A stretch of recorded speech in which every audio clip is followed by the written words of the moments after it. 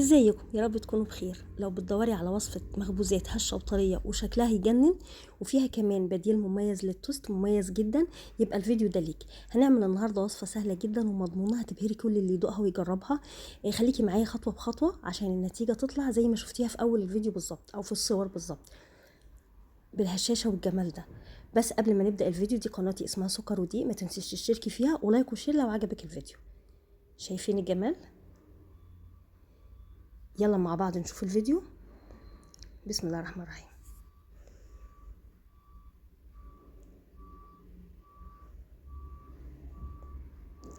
معانا دلوقتي المقادير بتاعه المخبوزات بتاعتنا.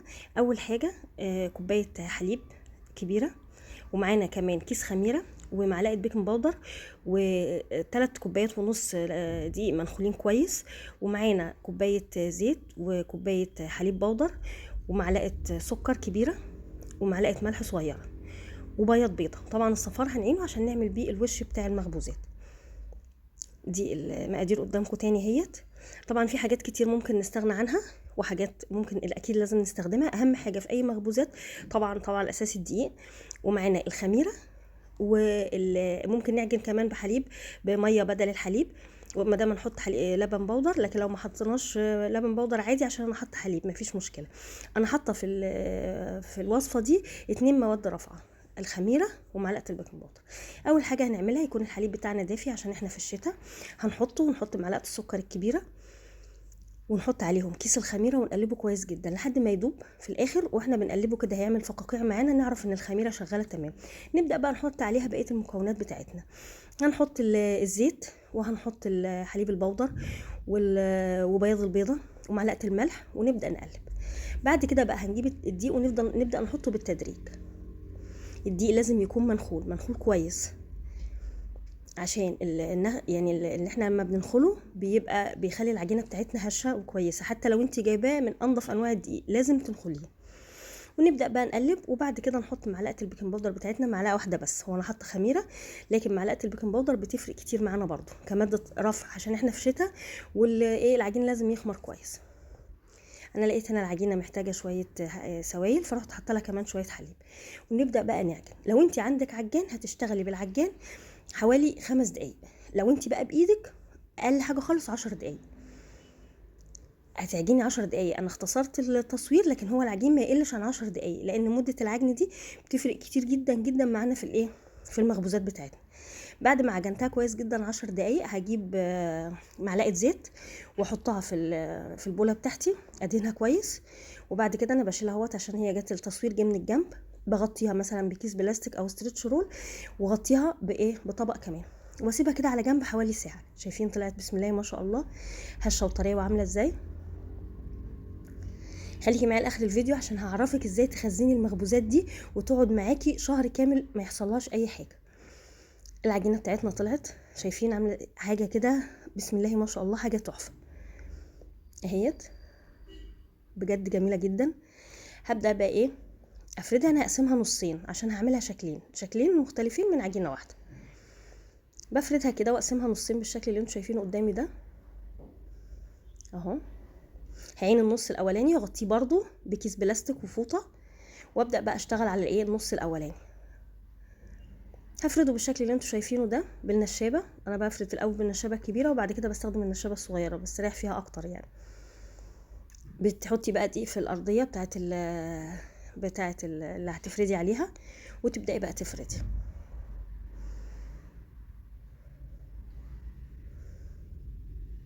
طبعا المعجنات في الشتاء دي حاجه جميله جدا، مجرد ريحتها حتى في البيت بتدي جميله يعني. بصراحه الواحد بيحب يعمل مخبوزات وكده في الشتاء بالاخص يعني.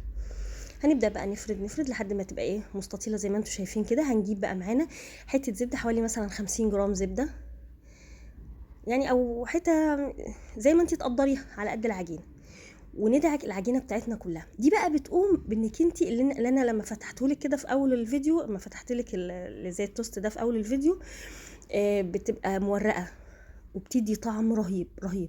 طبعا زبده اي نوع زبده، هو انا حاطه هنا زبده فلاحي، ممكن بقى فرن كمان بتبقى تحفه جدا مع المخبوزات، مش لازم فلاحي يعني. ونبدا بقى شايفين نعمله رول كده اهو. بعد ما دهنا الزبده على العجينه كلها. نبدا بقى نعملها رول كده. طبعا هسيب لكم كالعاده المقادير بتاعه الوصفه بتاعتنا كلها في صندوق الوصف. هبدا بقى ايه بعد ما عملتها رول اقسمها. انا بحط صباعيني كده، انا بقيس يعني عشان تبقى كلها مقاس واحد، يعني بالظبط عرض صباعين. شايفين التوريق؟ هجيب بقى، انا عندي دوت القالب ده اللي هو بتاع الانجليش كيك، او يعني بيبقى موجود مش موجود ممكن تجيبي صينيه عاديه جدا اللي هو القالب الطويل، وتحطي في النص ورقه زبده في النص كده، يعني تقسميها نصين بورقه الزبده. ده هيبقى الشكل بتاعها. هنغطيها ونسيبها حوالي ربع ساعه. ابدا بقى ايه اعمل الشكل التاني. تحفه الشكل التاني ده، شبه السينابون كده زي ما انتم شفتوه في الاول. نفس الطريقه بالظبط. هفردها مستطيل واجيب الزبده ادهنها كلها، وابدا اعملها رول. وانا بعملها رول ابقى اضغط عليها شويه بحيث انها ما تفكش مني. في الاول خالص بضغط كده بصوابعي، وفي الاخر برضو زي ما انتم شفتوا بضغط بصوابعي برضو كده. انا خلصتها دهنتها كلها. ابدا برضو اعمل الرول تاني.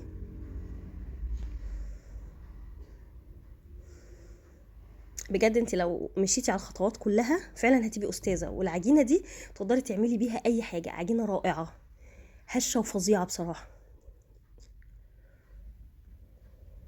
اهو الرول بتاعنا التاني برضو نفس الطريقه نفس المقاس 2 2 2.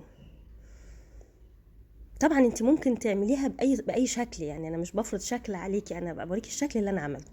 هجيب بقى عندي قالب الكب كيك ده، هدهنه كويس سمنه او زيت. يا جماعه اهم حاجه الزيت بتاعنا اللي بنشتغل بيه في المعجنات تبقى ريحته حلوه، يعني زيت من نظيف، هي بقى كريستال عافيه الحاجات اللي هي ايه، عشان ما يبقاش في اي ريحه في المعجنات. هجيب بقى اللي انا قطعته وابدا اظبطه واحطه في الايه في الكب كيك بتاعنا، في قالب الكب كيك بتاعنا.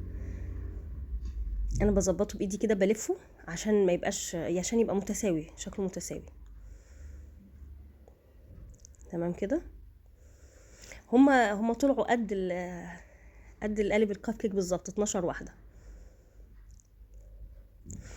تمام كده. واسيبها برضو واغطيها ربع ساعه مع الايه مع التوست.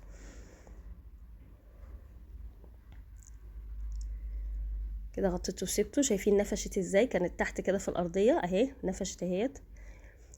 معايا انا بقى صفار البيضه اللي انا كنت حاطه البياض بتاعه في العجينه، احط عليه معلقه لبن حليب وشويه خل عشان خاطر ريحه الزفاره، واقلبه كويس جدا، وابدا ادهن بيه الوش بتاع المخبوزات اللي في الكب كيك والوش بتاع التوست.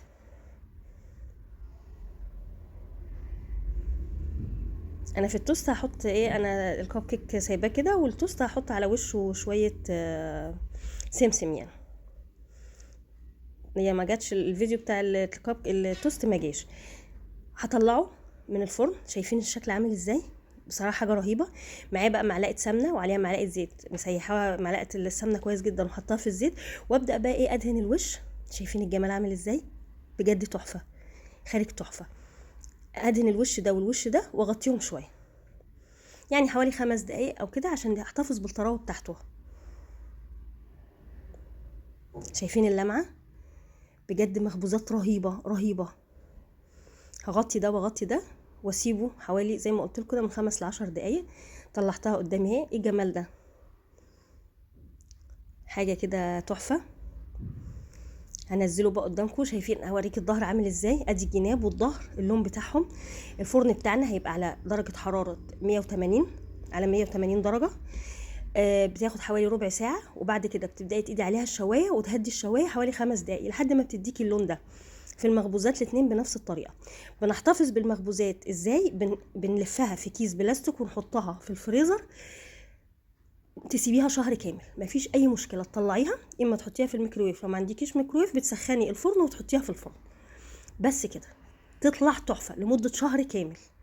لكن لو سبتيها بره طبعا هتنشف منك. شايفين انا قطعته ازاي؟